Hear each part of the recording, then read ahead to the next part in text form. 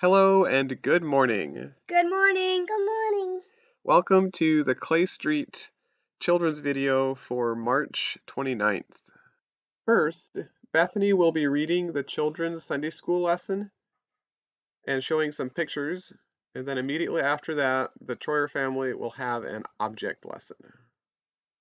The image is from Google Maps, and hopefully it can give us a sense of being out and about, not be so claustrophobic, and hopefully this video can help us to stay connected. So without further ado, first up is the children's Sunday school lesson read by Bethany. Crossing the Red Sea.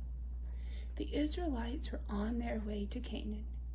No longer were they slaves in Egypt. God had promised them that he would lead them to a wonderful land. They would have to walk all the way there. How would they know where to go? Did Moses have a map? No, God showed them which way to go. He made a cloud lead them in the daytime and a pillar of fire at night. When the cloud or fire stopped, the people stopped. And when the cloud or fire moved, they packed up and followed. They reached the Red Sea and needed to cross it or go around. Meanwhile, Pharaoh and his officials started thinking. "What have we done?" they cried. "We let the Israelites go, and now we have lost all those slaves. Let's go get them. We'll bring them back to work for us again." Pharaoh got his chariot ready and called for his army. The Egyptians, all Pharaoh's horses and chariots, chariot drivers and soldiers, chased the Israelites. Closer and closer they marched until they saw them ahead at the Red Sea. The Egyptians weren't the only ones who were watching. The Israelites suddenly saw the Egyptians coming, just when they thought they had escaped. They were terribly afraid and cried out to God. They scolded Moses. "Why would you bring us out here in the desert? We can't escape now. It would have been better to work for the Egyptians than die out here." Moses tried to calm the people. He said, "Don't be afraid. Stand still and see how God will save you. You will never see these Egyptians again. God will fight for you. You only need to watch."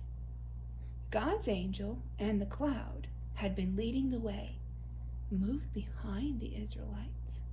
Now they were between the Israelites and the Egyptians, so they could not get to each other. All that night it was dark on the Egyptian side and light on the Israelite side. God told Moses to raise his staff over the Red Sea. The wind started to blow. Ooh!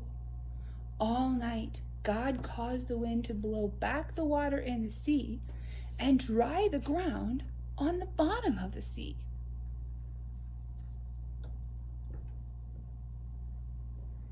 In the morning, the Israelites looked ahead of them. They blinked their eyes and looked again. This was amazing. There was a path right through the sea. The Israelites picked up their things, gathered their families and animals, and started walking right across to the other side. What a strange feeling. The ground was dry, and water was standing up on each side of them. It was a miracle. And away they went. The Egyptians saw the path too. They saw how the Israelites were getting away from them. They thought, "We'll use the path too. We'll chase them right through the Red Sea and catch them on the other side. We'll get them. Just you wait." All the Israelites had crossed to the other side. Now they watched to see what would happen. God said he would help them. How would he do it? God waited until all the Egyptian horses and chariots were on the path in the Red Sea. Then he made things hard for the army. He made their chariot wheels fall off. Suddenly, the Egyptians did not want to chase the Israelites anymore. "Let's get out of here," they shouted. "God is fighting for them against us." God commanded Moses, "Stretch out your hands over the Red Sea." Moses obeyed. The walls of water collapsed and swirled around the Egyptians. The water covered Pharaoh, his soldiers, the horses, and the chariots. All of them drowned. The Israelites saw God's great power. He saved them from their enemies. "What a great God he is," they marveled. "We will fear him and trust him, and we will believe Moses."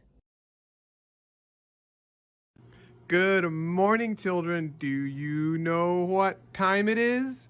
It is object lesson time. Okay, before we get to the object lesson part, we're going to read a Bible verse. And the verse is found in Ephesians 5, verse 18. And Elliot can read that for us. And be not drunk with wine, wherein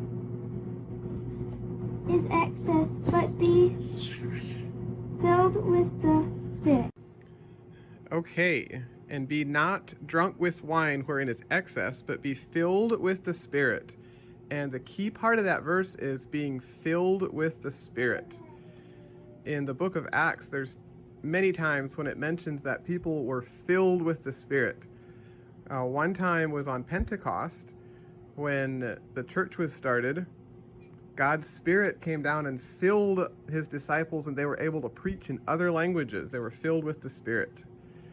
And when we are filled with the Spirit, we have power to be a witness for God, and we have the power to respond correctly in tough life situations. Shall we go demonstrate this with some balloons? Okay, let's meet at the table. Okay, kiddos, we are going to fill 3 different balloons with different things and see how they respond to a tough life situation. So as our control, we'll just have a plain old balloon.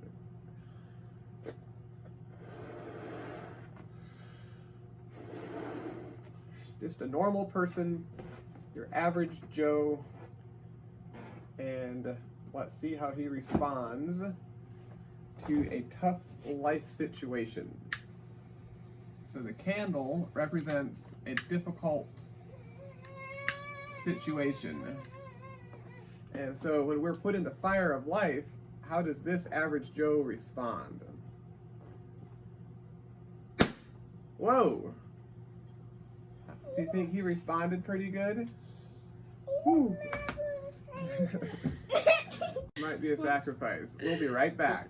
We're down to our last 3 balloons. This might be a sacrifice. Elisa, can we use that for the object lesson? Oh, thank you. Okay, so this one is going to be filled with positive thinking. So there are a lot of people in the world who think that if you just think happy thoughts and don't dwell on the negative and do the best you can and don't get too down on yourself, that you'll be able to survive most situations. Well, let's put that to the test. So let's fill this balloon with some positive thinking.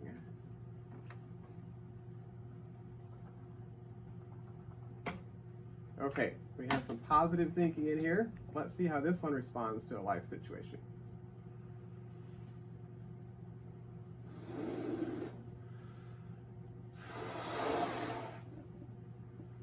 You can hear it swirling around in there. This person is definitely filled with positive thinking. And get it tied off. Okay, Elliot, are you the Hester again. Let's see. Let's see. Elisa, do you want to do it? Yeah. Okay, let's let Elisa do it. Let's see how this one responds to a tough life situation. Boom! Oh, no. That did not work.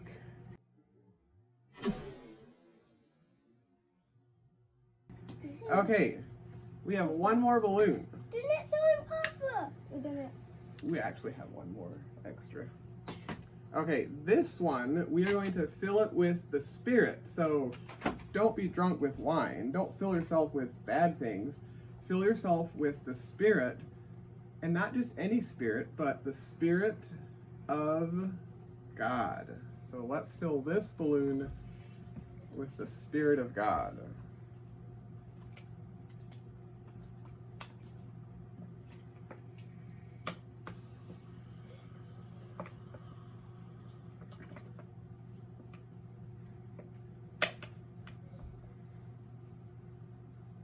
This is why we have the cookie sheet. Hopefully that's enough. This is take one, and we are live.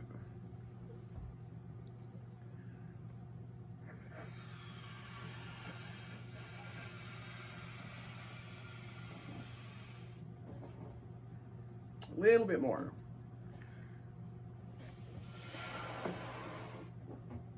Okay. So this person is filled with the Spirit of God. And let's see how he responds to a difficult life situation. So let's put him right in the flame, and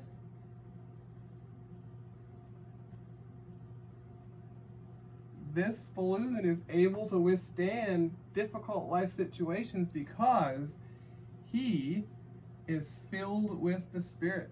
Did you get a close-up of the flame? It can go right in the flame and it's not hurt. Wow! So be filled with the Spirit and you will be able to withstand tough life situations. And that's all that we have. So thank you for watching, and be filled with the Spirit. Bye.